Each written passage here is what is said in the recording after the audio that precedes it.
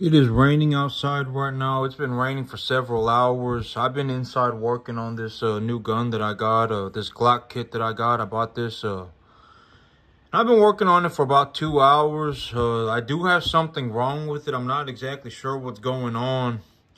But the trigger is not resetting.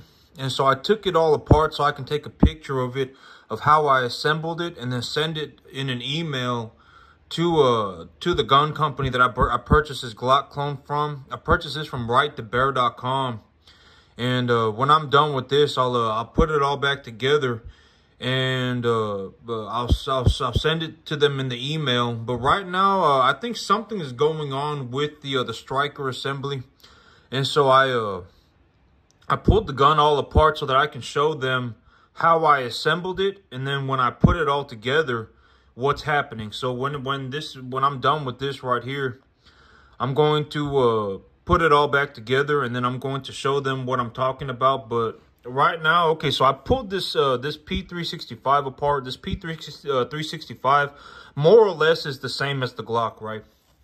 And so this P365, this striker fire assembly, this striker assembly right here, there's tension on it to go backwards right here. So if I want to move it back, there's tension on it. But this, when I put it all together, there's not any tension in it, and I don't know what's wrong with it. I don't know exactly what's happening with it, but it does this right here. It just moves back and forth, and so I don't know if there's a part that I'm missing or what happened. But this one, there is a noticeable tension, and like this one, it's actually hard to pull it back. And so when you can see I can pull it back, and so yep, there's something going on with this, or there's something going on with this gun.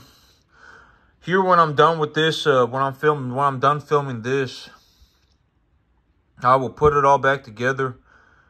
And then I will make another video of it showing what's happening. But the trigger's not resetting. Long story short, the trigger's not resetting on this gun.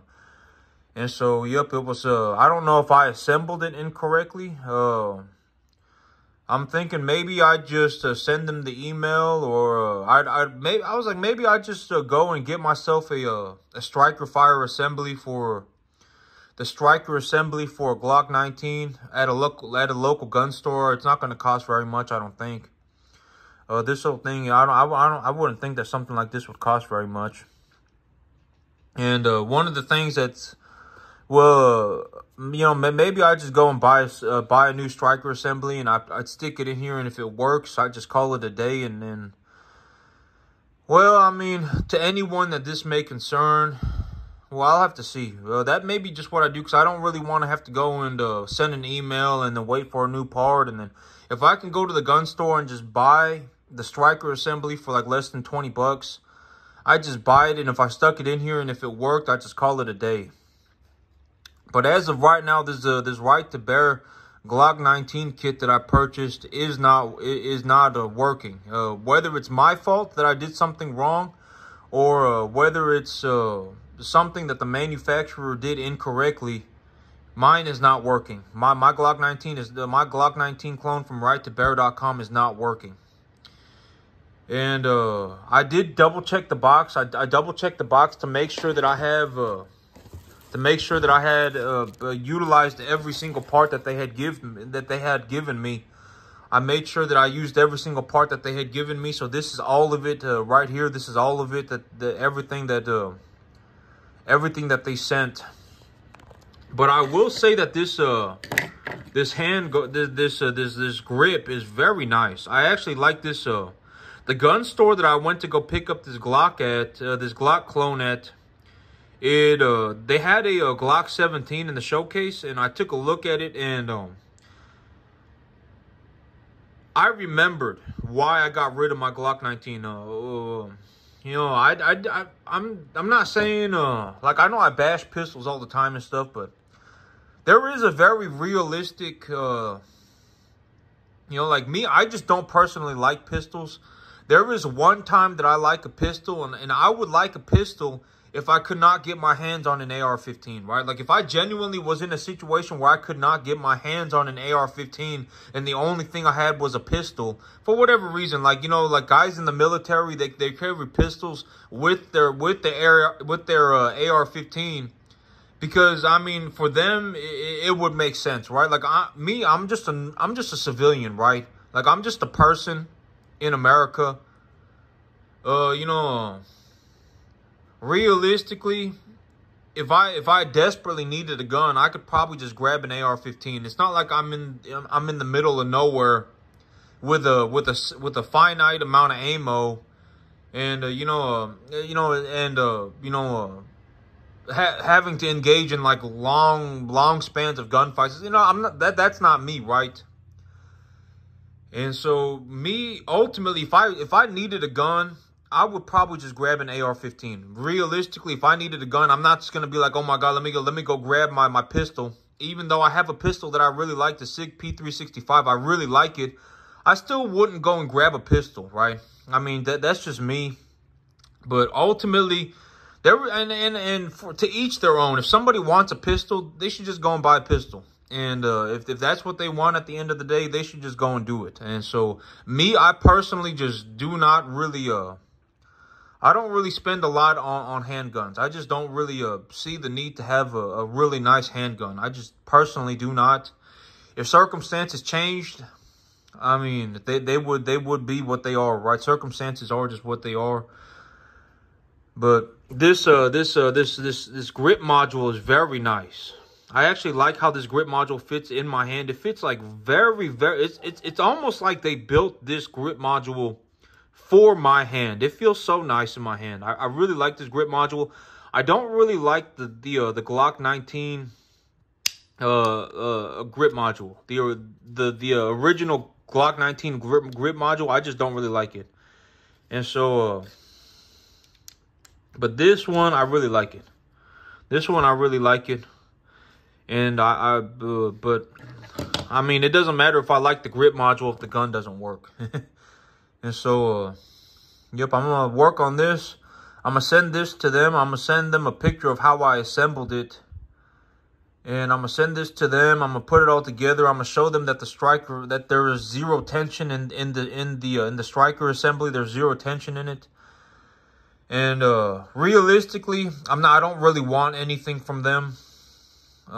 If they knew that their gun did not work, or if they knew, or if I just assembled it incorrectly, that would be good to know too. Like, maybe they send me an email and they say you assembled it incorrectly. But like, if I go and I get a striker assembly, and I put it together and I stick it in this firearm and it works, then I probably did assemble it correctly. I mean, we'll just have to see, right? And so, yep, right now this gun doesn't, for whatever reason, does not work. I do not know as of right now if it is my fault or if it is something that the manufacturer maybe overlooked or left out. I don't know. But as of right now, it does not work. I'm gonna see if I can fix it on my own. I'm gonna, while I'm looking to fix it on my own, I'm also going to send that email. But also, you know, here's one of the big benefits about having cheap stuff that you know, at the end of the day, this should end up working, is that if I have something cheap like this, like I spent $200 on this, I spent $15 on all of this.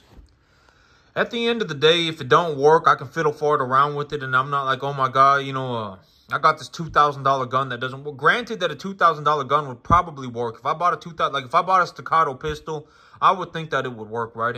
But it's kind of nice to just have something that I can fiddle fart around with and just see if I can get it running. And you know, that's also, there's also something to be gained from having cheap stuff. Like, would I and you know, that's also the thing, is that like guns like this, like, I know that it's a cheap gun. And at the end of the day, the only real reason that I bought this gun was because I wanted to just have something that I could shoot for fun in my backyard. Like, I'm not really going to see, like, if I really needed to grab a pistol, I would grab this SIG P65, right? At the end of the day, if I really needed a handgun, I would grab this one, because I've been carrying this one for like, I mean, I've had this gun for like 5 years, 5, 7, 8 years, and I shoot probably I probably shot like probably close to like I don't know, but I've shot this a good bit.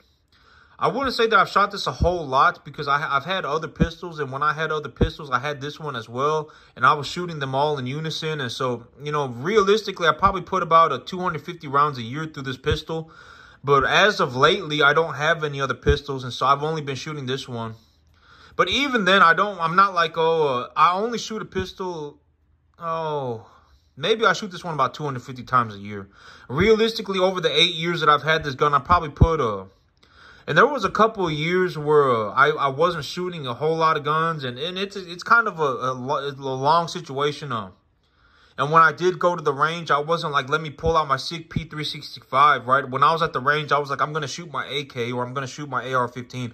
I wasn't sitting at the range going, oh, let me shoot my P365.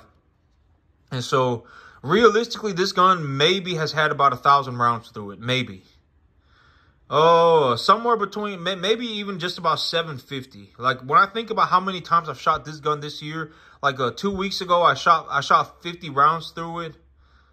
A month ago, I shot 40 rounds through it, or 3 mags through it, and before that, maybe I've shot so maybe I've had about 750 rounds through this gun. Usually, when I shoot a gun, I'm not like, let me go and grab my pistol. That's usually not what I do. It's usually when I shoot a gun, like when I'm shooting a gun in my backyard, I may grab my pistol, but usually it's like, oh, I'm going to go to the gun range and I'm going to give them the $10 an hour that it costs to shoot guns, and then I'm just going to shoot my AR-15. Usually that's how it happens. And then at that point, it's like I got 3 AR-15s, and so it's like I put a mag through each one, and it's like each one has only had 30 rounds put through it, and then I got 1 zeroed at 15, 1 zeroed at 35, and 1 zeroed at 100, and so, you know, ultimately, most of my guns do not go through severe wear and tear. I take very good care of them. I don't shoot a whole lot of rounds through them. And it was the same. I just got this gun because I could get it for $200. And I could just shoot it in my backyard for fun. And as of right now, it does not work. I'm going to send that email. I'm going to put this all back together. I'm going to send that email. And then, I'm going to go and get myself a new striker fire assembly. And if it works with a new striker fire assembly, I've used everything that they've given me in the box. I quadruple, five-fold checked the box. I've used every part that they've given me. And this gun, maybe I assembled something incorrectly, but for whatever reason, this gun is not functional as of right now. It's not resetting the trigger. And so I'm going to go and get myself a new striker fire assembly. I'm going to put this all back together, send them the email, and maybe I can get it running by tomorrow. And once I get it running, I'll shoot it for fun. But it's dumping rain outside right now. And the ground is very wet. I can actually see the grass growing back already. In the last 24 hours, the grass has gone from being dormant to have already, it's already probably grown about an inch. The grass went from being dormant to already having grown about half an inch or so. And so the grass has already grown back. I can see it on the field. And so, that's it for me today, YouTube. Y'all have a good one.